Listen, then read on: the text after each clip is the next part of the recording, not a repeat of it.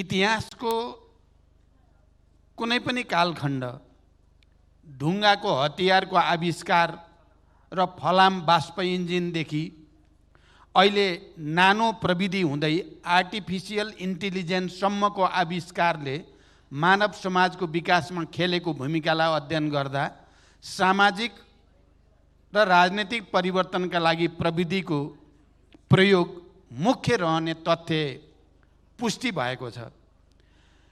यथास्थितिबाट अगाडि बढ्न र समाजलाई उन्नत चरणमा रूपान्तरण गर्न अहिलेको युगको मुख्य विशेषता बनेको सूचना तथा सञ्चार प्रविधिको नेपालमा विकास र यसलाई परिवर्तनका पक्षमा उपयोग गर्न अति आवश्यक भएको छ। सूचना र सञ्चारका क्षेत्रमा भएको अभूतपूर्व विकासले वर्तमान समाजका सबै पक्षलाई प्रभावित गरिरहेको छ। हाम्रो व्यवहार, सामाजिक सम्बन्ध, उत्पादन प्रणाली, ज्ञान र चेतना, सूचना र प्रविधिमा भएको विकासले निर्धारण र कतिपय अर्थमा नियन्त्रण समेत गरेको छ। त्यसैले हामीले खोजेको विकास र समृद्धिको लक्ष्य हासिल गर्न सुशासन, सामाजिक न्याय स्थापित गर्दै समाज रूपान्तरणका लागि आइसिटी तथा डिजिटल प्रविधिको इनोभेसन, विकास र सही उपयोगको विषय अत्यन्त महत्त्वपूर्ण रहेको छ। यही तथ्यलाई आत्मसात गर्दै नेपाल सरकारले विकसित प्रविधिको उपयोग सहित डिजिटल नेपालको अवधारणालाई कार्यान्वयनमा ल्याउन जोड दिइरहेको छ।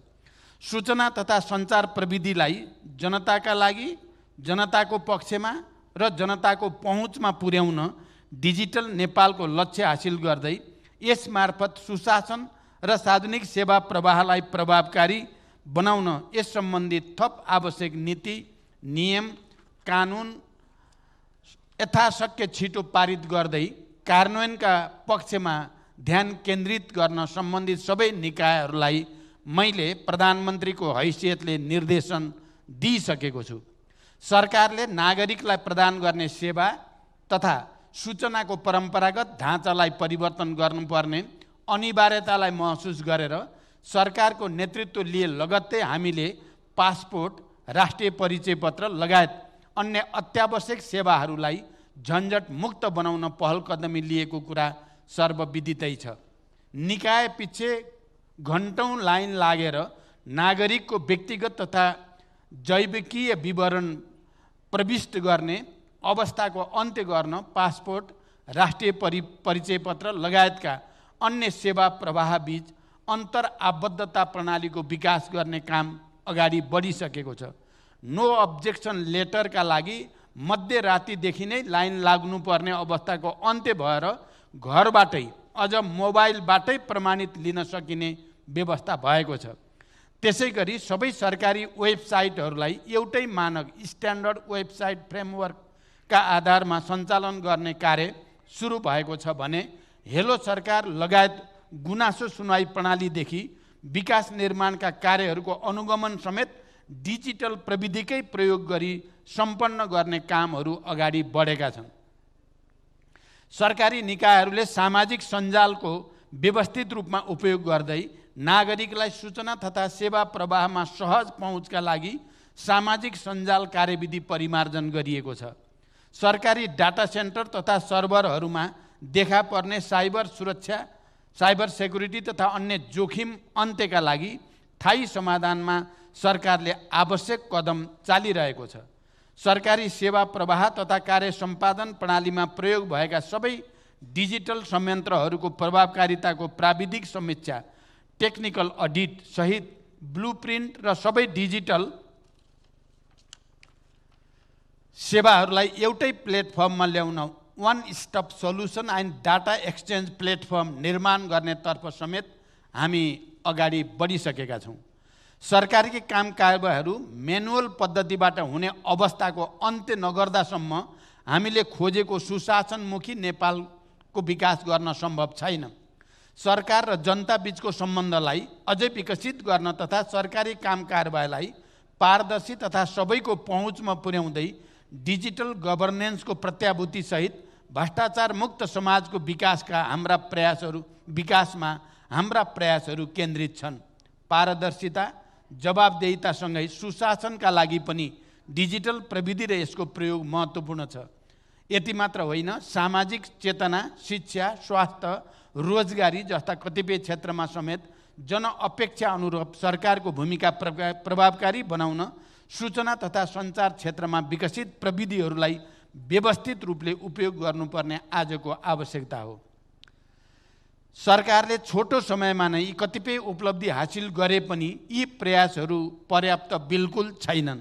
सूचना तथा सञ्चार प्रविधिका क्षेत्रमा दिनौँ जसो भइरहेको विकाससँगै प्रविधि, संरचना, सेवा प्रवाहको ढाँचा या शैलीमा अपडेट भइरहनुपर्ने र सोही अनुरूप नीतिगत संरचनामा समेत परिवर्तन गर्नुपर्ने चुनौती हाम्रा सामु रहेका छन्।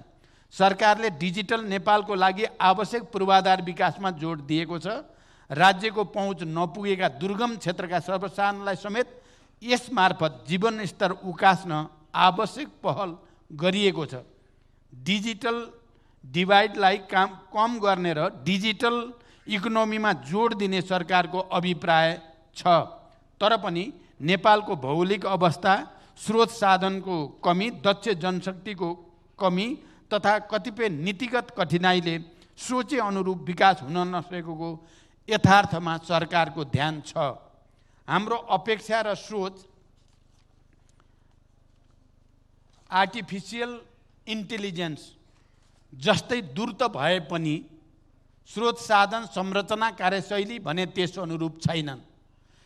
यसतर्फ विशेष ध्यान दिन राष्ट्रलाई डिजिटल क्षमतातर्फ विकास गर्न जरुरी छ।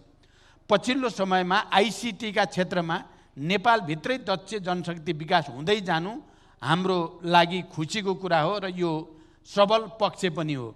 यसले सफ्टवेयरका क्षेत्रमा परनिर्भरताको अन्त्य गर्ने सम्भावनाको ढोका खुलिसकेको छ।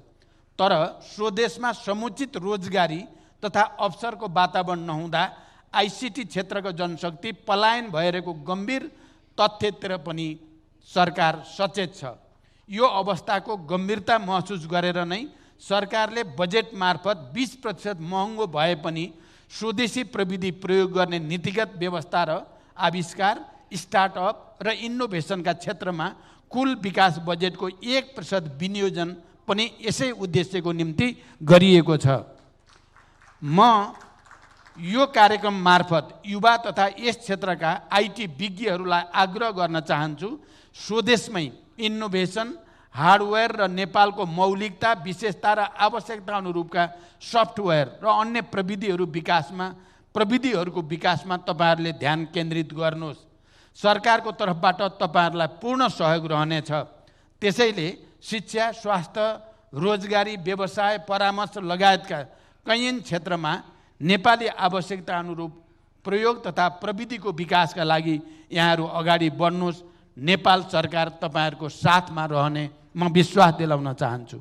उपस्थित महानुभावहरू, आत्मनिर्भर अर्थतन्त्रको निर्माण गर्दै सामाजिक न्याय र सुशासन सहित समृद्धि हासिल गर्न सरकारले लिएको लक्ष्यमा सूचना तथा सञ्चार प्रविधिको उच्च महत्त्व बोध गर्दै सूचना तथा सञ्चार प्रविधि सम्बन्धी आवश्यक आइटी बिल, साइबर सुरक्षा नीति, स्टार्टअप नीति, ई गभर्नेन्स, ई कमर्स ऐन लगायतका आवश्यक कानुन एवं नीति जति सक्दो छिटो पारित गरेर कार्यान्वयनमा ल्याउने प्रक्रियालाई शीघ्रतापूर्वक सम्पन्न गर्न सरकार लागिरहेको छ।